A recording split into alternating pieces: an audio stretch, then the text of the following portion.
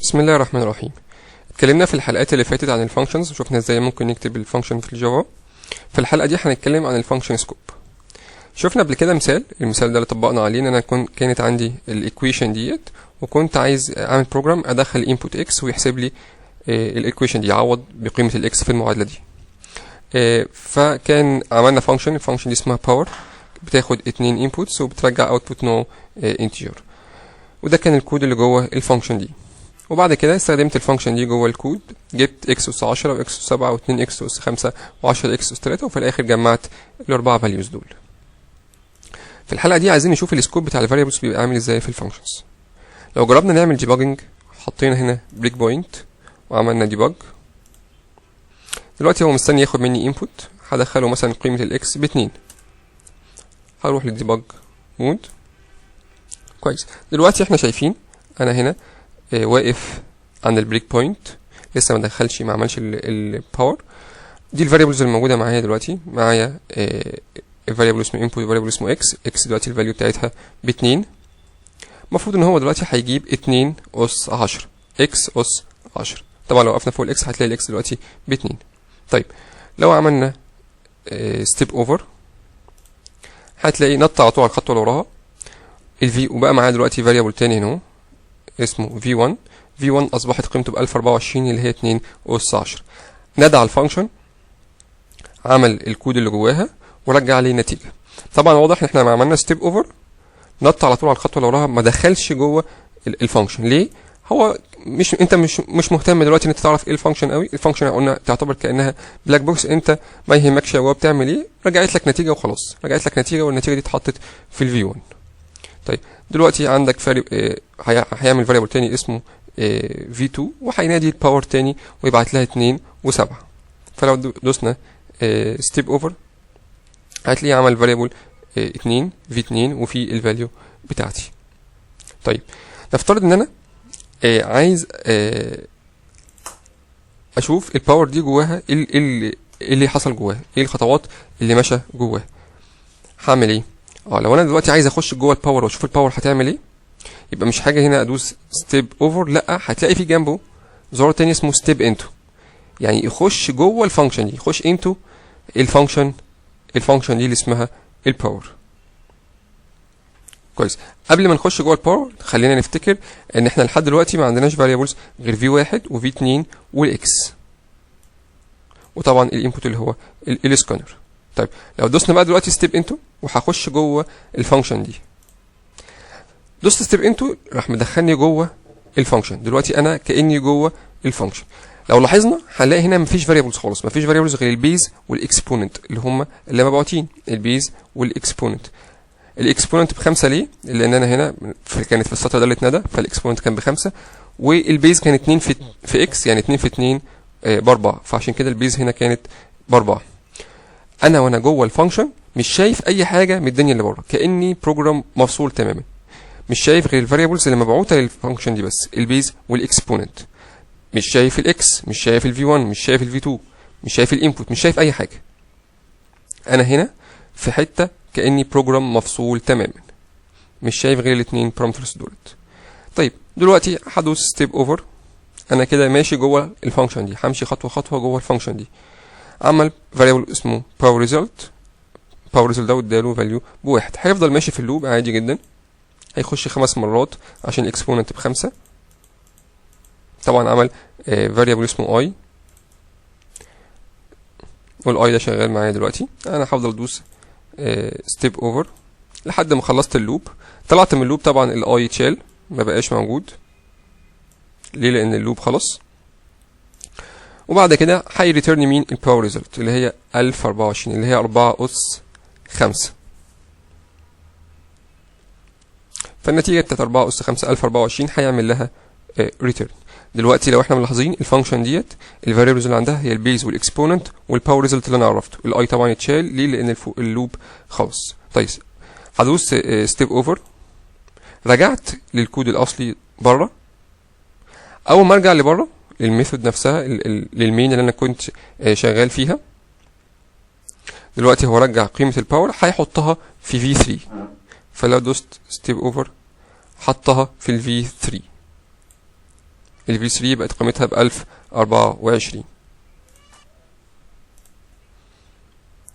هيخش بعد كده على السطر اللي وراه ان هو يجيب ال V4، هيجيب باور 10 في اكس يعني 20 أس 3. طبعا لو دوسنا ستيب اوفر هيمشي الخطوه كلها ستيب انتو، هيخش جوه الفانكشن. بس قبل ما نعمل كده خلينا نبص على الفاريبلز اللي انا شايفها دلوقتي. هتلاقي ان انت مش شايف غير الحاجات اللي جوه السكوب بتاع المين، لكن الحاجات اللي اتعرفت جوه الباور كلها انتهت خلاص. بمجرد ما الفانكشن دي خلصت الفاريبلز اللي كانت متعرفه سواء البيز او الاكسبوننت او الباور ريزلت كلها اتشيلت، كانه كان بروجرام والبروجرام ده انتهى. فهتلاقي نفسك هنا مش شايفهم خالص. كويس، تعالى نرجع تاني للباور وندوس ستيب انتو عشان نخش جوه الفانكشن ونشوف الفانكشن هيحصل فيها ايه. دوسنا ستيب انتو، دخلت جوه الفانكشن، اصبح عندك فاريبل جديد اسمه بيز غير البيز اللي فات، اصبح عندك فاريبل جديد اسمه اكسبوننت غير الاكسبوننت اللي فات. البيز هنا مبعوت لها 20 والاكسبوننت مبعوت لها 3. الفاريبل اللي اسمه باور ريزلت لسه ما اتعرفش اصلا فهو مش شايفه، رغم ان هو كان متعرف المره اللي فاتت بس كل مره بتنادي فيها الفانكشن كانه حاجه جديده، كانها بروجرام جديد. هو مش عشان الفانكشن دي نتت قبل كده يبقى شايف نفس الفاريبلز اللي فيها، لا، كل مره كانها بروجرام جديد. تاني باكد، كل مره كانها بروجرام جديد.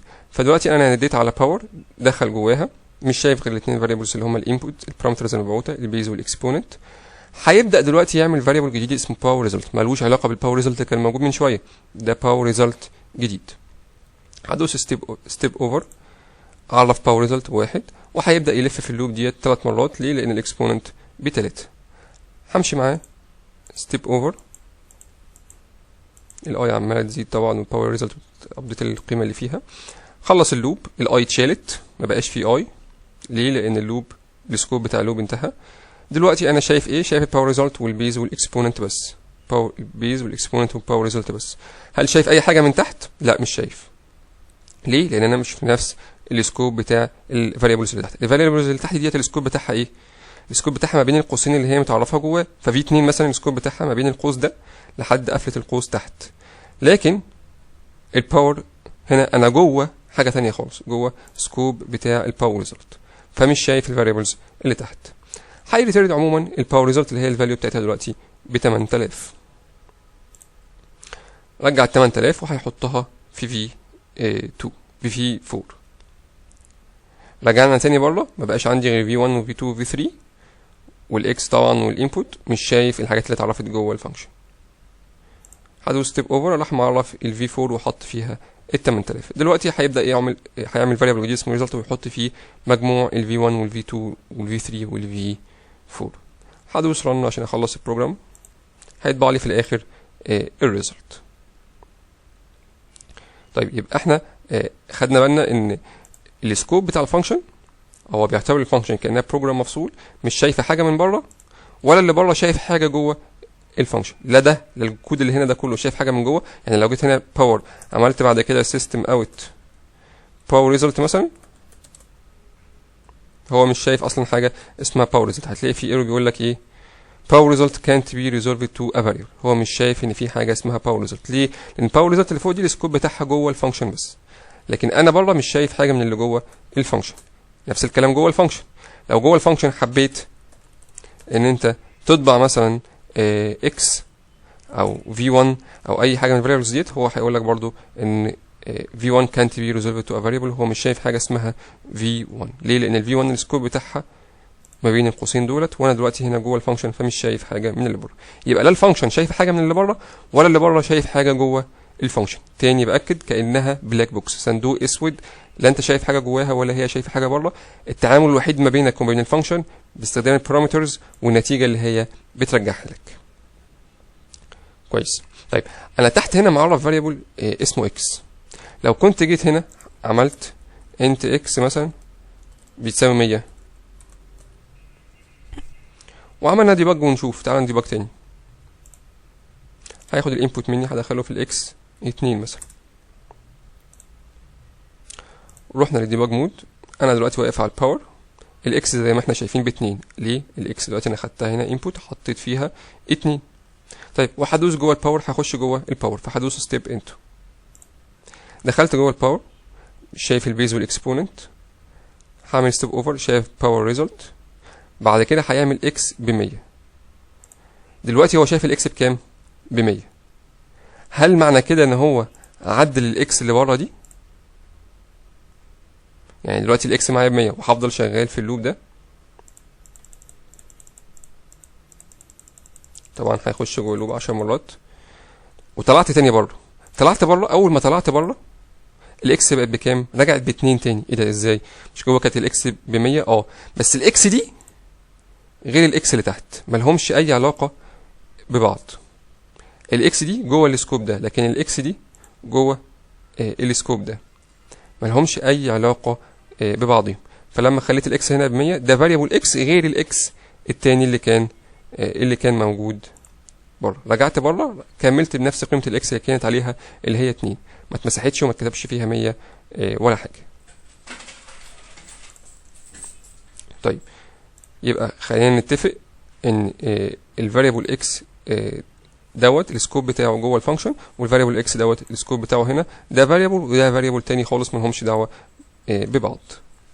طيب يبقى السكوب بتاع الفانكشن تاني صندوق اسود، انت مش شايف ايه اللي بيحصل جواها، هي مش شايفه ايه اللي بره، لا هي شايفه الفاريبلز اللي بره منها ولا انت شايف الفاريبلز اللي جواها. حتى لو في اسماء فاريبلز جوه بنفس الاسم، الفاريبلز اللي بره ده كانه فاريبل وده كانه فاريبل تاني. في الحلقه دي شفنا الفانكشن سكوب، وشفنا ازاي ممكن نعمل ديباجنج، ان انا اعمل ستيب انتو عشان اقدر اديباج جوه الفانكشن واشوفها بتعمل ايه.